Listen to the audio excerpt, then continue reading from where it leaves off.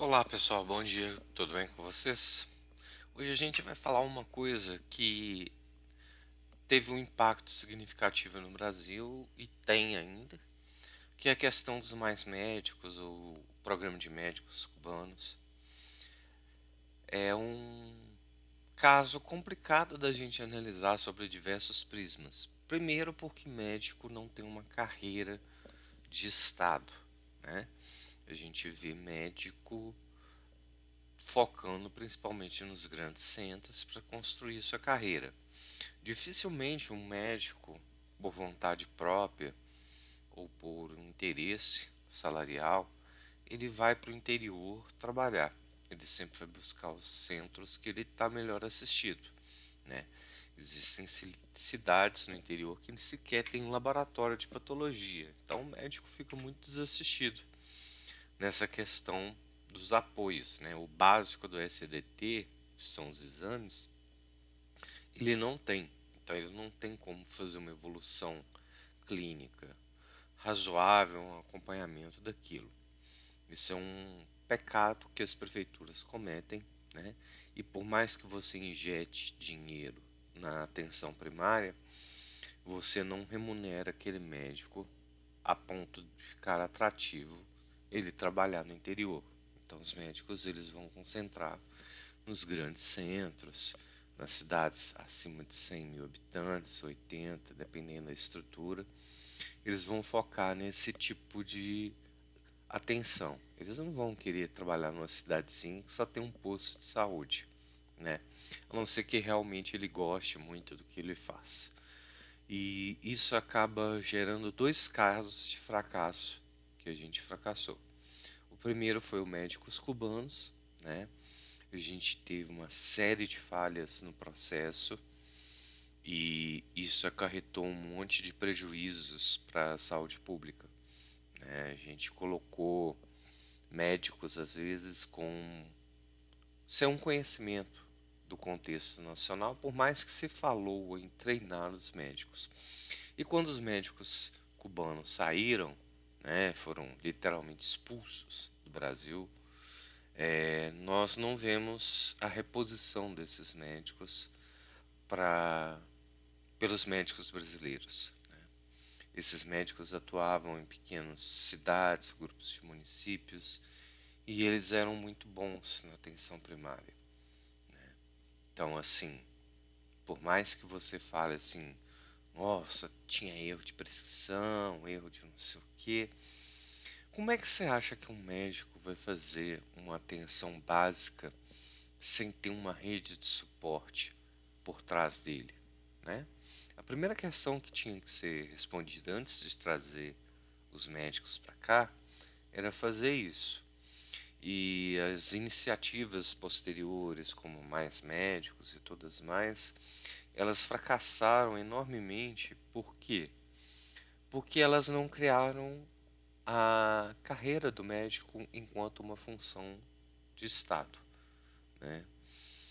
Então, o médico, para que ele se sinta bem, para que ele realmente queira seguir uma carreira profissional, ele faça alguma coisa de diferente, ele precisa de ter uma carreira estável, né? Não adianta você falar assim que é balela que o médico é um profissional autônomo, mas ele precisa de um piso salarial. E o piso salarial no Brasil não existe para a categoria médica, né?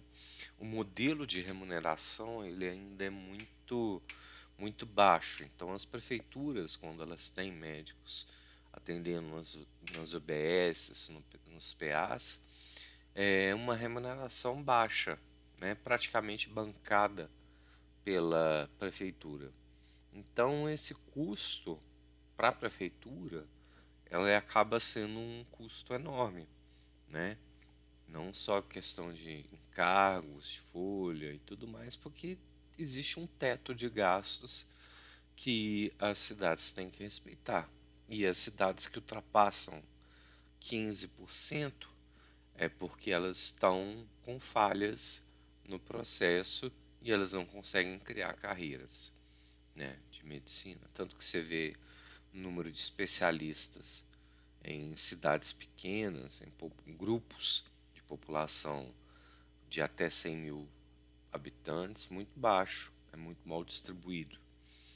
E essa rede de atenção primária, ela falha exatamente nessa questão.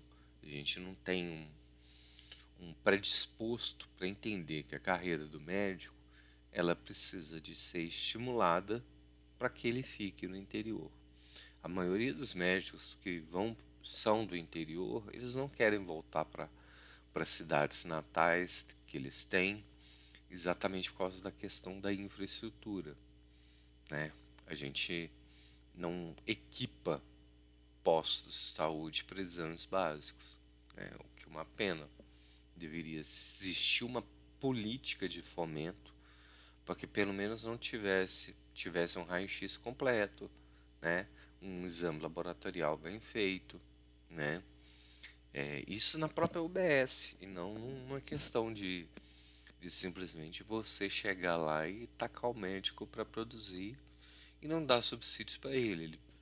A maioria das populações carentes, né, elas ficam em cidades de 3, 4 mil habitantes e elas sequer às vezes têm dinheiro para transporte para um centro de referência. E é o que a gente vê, por exemplo, na questão da diálise. Tem pessoas que viajam 300 quilômetros para fazer uma sessão de hemodiálise. E isso é muito crítico, né? A gente distribui muito mal essa atenção. E quando a gente fala de tratamento oncológico, basta dar uma olhada aqui em Belo Horizonte, ali no Santa Efigênia, perto da Santa Casa, que o que você vai mais encontrar são vans e ônibus de cidades do interior, né, que poderiam ter capacidade para isso, e elas estão lá sobrecarregando o sistema de saúde municipal e estadual para questões que poderiam ser facilmente resolvidas dentro de polos regionais, dentro da sua área de abrangência. Então é muito difícil a gente falar de universalização da saúde sem entender que a gente ainda não equipa bem as unidades básicas de saúde, a gente não trabalha essa atenção primária como uma política de Estado, né? E nem remunera aquele profissional como uma política de Estado. Eu não sei se esse é o melhor caminho, tá? Eu acho que seria interessante a gente ter essa visão, mas ela ainda é muito distópica frente a tudo aquilo que a gente tem visto aí no mercado de saúde, né? As operadoras não se interessam em apoiar iniciativas públicas, mas elas querem utilizar a alta complexidade que o SUS tem, por exemplo, radioquimioterapia, oncologia, transplante, né? As operadoras dificilmente elas querem pensar nessas coberturas de alta sinistralidade e deixam essa atenção secundária, terciária para o SUS, né? Então a conta nunca fecha, né? Por mais que você tenha mecanismos de regulação como o ressarcimento ao SUS, você ainda tem, eles preferem pagar, né, do que bancar um tratamento mais caro, né? A urgência, emergência, grandes queimados, né? Internações de longo prazo, tratamentos de, de pacientes crônicos. E isso tudo vai acarretando um ciclo, né? E o acesso à saúde no Brasil é muito desigual, né? A gente vê, por exemplo, em cidades igual Belo Horizonte, que é o contexto que eu vivo, a gente ainda tem extrema dificuldade de fazer acesso universal à saúde. Ou você tem um plano, né, de saúde, ou você depende do SUS, que tem uma fila de espera enorme pelos especialistas, né? A gente não tem tantos especialistas trabalhando no SUS assim, e eles ficam sobrecarregados também. Então não adianta você transferir problema de um lugar para outro sem fazer um planejamento. E os concursos públicos de saúde, eles são muito poucos.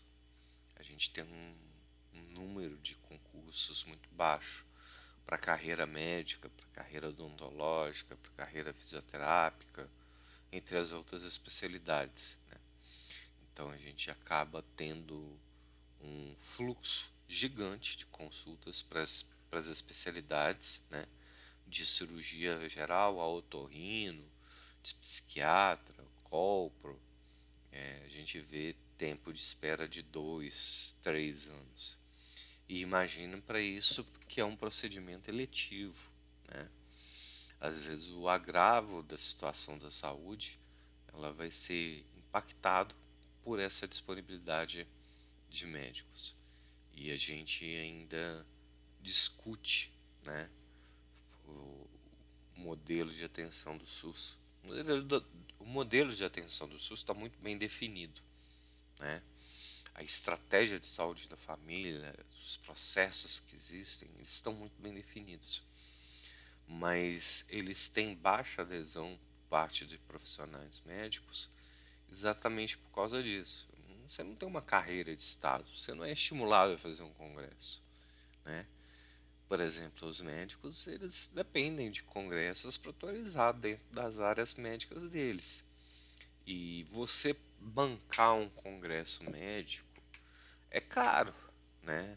Os congressos médicos, um ticket médio deles é 2, 4 mil reais, considerando que você vai ter as despesas de hospedagem, né? Hospedagem, transporte. Os congressos são feitos em grandes centros urbanos, capitais, São Paulo, Rio de Janeiro, BH, né? Rio Grande do Sul. Então esses médicos acabam sendo desestimulados a participar desses eventos, né? Por mais que você tente montar um modelo híbrido, tem coisas que realmente você tem que participar, né? Para você ver a prática, as técnicas. Não dá para você ensinar uma técnica cirúrgica, né? Ou fazer alguma coisa sem essas questões. E as iniciativas de desafogar as especialidades e tudo mais, elas são muito tênues. Existem os mutirões de catarata, né? Os mutirões odontológicos, os mutirões de ginecologia, e eles todos são muito fracos, né? Eles atingem um, uma fotografia de tempo muito pequena e geralmente eles são ineficazes porque você atende naquela data e depois você não acompanha mais aquele desfecho clínico, o que é extremamente arriscado do ponto de vista até de estatística, né? Você não consegue medir a eficiência e a eficácia daquele tratamento dentro de um plano de cuidado, né? E isso é muito ruim. Então a gente falha em várias coisas do processo de atenção primária à saúde ainda, e a política do SUS ela é muito bonita. Se a gente for pensar e pegar o SUS de A a Z, a gente tem uma das melhores estruturas pensadas para a saúde pública no mundo, né? O SUS é um modelo de referência para qualquer país que queira implementar um modelo de atenção única e universal. Só que ela não é a mais acessível, a mais eficiente, porque você tem problemas sérios estruturais de infraestrutura para que aquele acesso seja universal e gratuito. Existem postos de saúde, como eu comentei anteriormente, que só abrem uma vez a cada 3 dias, não tem exames, não tem um equipamento de raio-x, né? Então o médico ele vai ali, né? Ele tem uma técnica de enfermagem, uma enfermeira de nível superior, e ele tem que se virar com aquilo, né? Imagine isso nos impactos de imunização, de tratamento, de ginecologia, de acompanhamento primário das doenças, né, persistentes. Então a gente tem um problema gigante que a gente não sabe como solucionar, porque a gente não tem sequer infraestrutura para pensar numa solução global. É muito triste a gente pensar que a gente é um país continental e muito triste a gente pensar que os esforços de saúde eles são tão desproporcionais, né? E eles ficam tão concentrados em grandes centros e a gente ainda tem que brigar para fazer o óbvio bem feito, né? Então é muito triste você pensar em termos de acesso das pessoas à saúde e você não garantir sequer os direitos básicos. É isso então a reflexão do dia, gente. Espero que todos fiquem bem, tenham uma excelente semana e inscreva-se no canal, clique no joinha, dê um like, comente, compartilhe e não passarão.